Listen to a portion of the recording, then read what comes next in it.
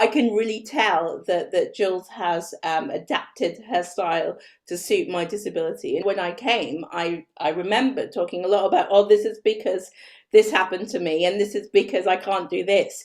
And Jules really nicely helped me realize that that doesn't have to be a barrier. Hi, I'm Essie, and I started singing lessons at the beginning of the year. So it's something that I've always wanted to do, but never really had the confidence. And people would always tell me that I couldn't sing, even singing teachers at school. So I decided at the beginning of the year that it would be one of my kind of New Year's resolutions that I did for myself, something fun as a hobby. I don't think I had a specific goal in mind when I started. I wanted to think that if I decided to do karaoke or sing at somebody's party, that I wouldn't be thinking halfway through the song, oh my God, that probably sounded awful. And for me, that I just wanted the confidence to know that if I wanted to do it for fun, I wouldn't have to be embarrassed about myself. My favorite thing is just going for it. Like none of the, oh, let's do scales for 45 minutes and let's do boring stuff. It's like straight in, and then when we're in, we'll see what we need to do. And we'll do it around the song as well. I mean, there's so much more that I can talk about. I've developed so much more confidence. I remember on my first session, I was scared to even look up when I was singing, and I refused to open my mouth without a backing track. And I made it like the loudest song deliberately so that I could hide. And also, I found my pitching has got so much better. What I'm noticing is that I can easily flip between the chest voice and the falsetto voice in a way that even like 6 weeks ago I couldn't do. I'm learning like techniques to get my voice ready to do that as well. So I think I'm doing it a little bit unconsciously as well, which is really exciting. You know, another thing that I really like about the way that Jules teaches is that she knows that I'm a really visual person. So quite often she shares the screen and she shows me the notes. So, you know, in the middle of the lessons, sometimes we call it like geeking out. And I'll be like, what does that note mean? And how does that look on a piano? And then Jules will be like, well, this is this, and this is how you know that this happens like this. And it's really interesting. And, you know, whilst I do think that everybody would be interested in that, that for me adds, because I think I learn when I know why I'm doing something. So it's really helpful to see it.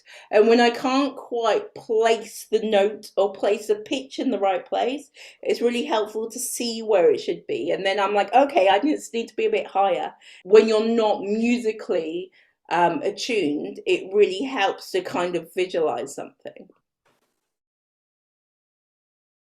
So I have a disability called cerebral palsy, which is a neurological condition. So all of my limbs are affected, and I have limited dexterity in my hands. So quite often, I think that when people are learning to sing, they use their hands quite often to maybe fill their chest and to fill their throat, and also to hold. You know, I'm trying to do it now to hold kind of their cheeks and face in a certain way. Can't do any of that.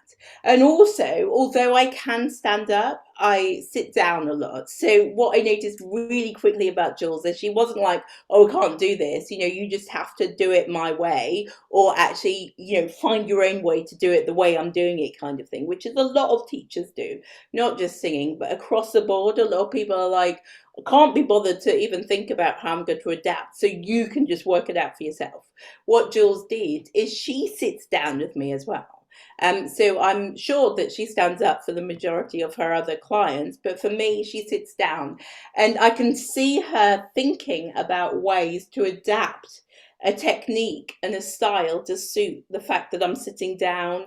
But I can really tell that Jules has adapted her style to suit my disability. And so when I came, I remember talking a lot about, oh, this is because this happened to me, and this is because I can't do this. And Jules really nicely helped me realize that that doesn't have to be a barrier. I don't think I expected to have so much fun. I wanted to find something that I could do inside so that I didn't have to go out and get cold when it was cold, and I didn't have to get wet. And if I couldn't be bothered to leave the house, I didn't have to. And also that fit in with straight after work because I work from home anyway. So I didn't have to stop working early and then go somewhere. But it's just been really fun. It's been an hour that I've really looked forward to every week. If you want to do singing lessons and you're worried about, first of all, you're worried about your confidence, I would say that you don't know until you start, so it's worth giving it a go. I think, the most important thing about starting anything new is to remember that you don't have to stick to it. If you don't like it, you're not making a lifelong commitment. You can just stop doing it. So I would say, if you're thinking of taking singing lessons, I would definitely go to Jules because she'll make you feel confident and comfortable, and valued as well.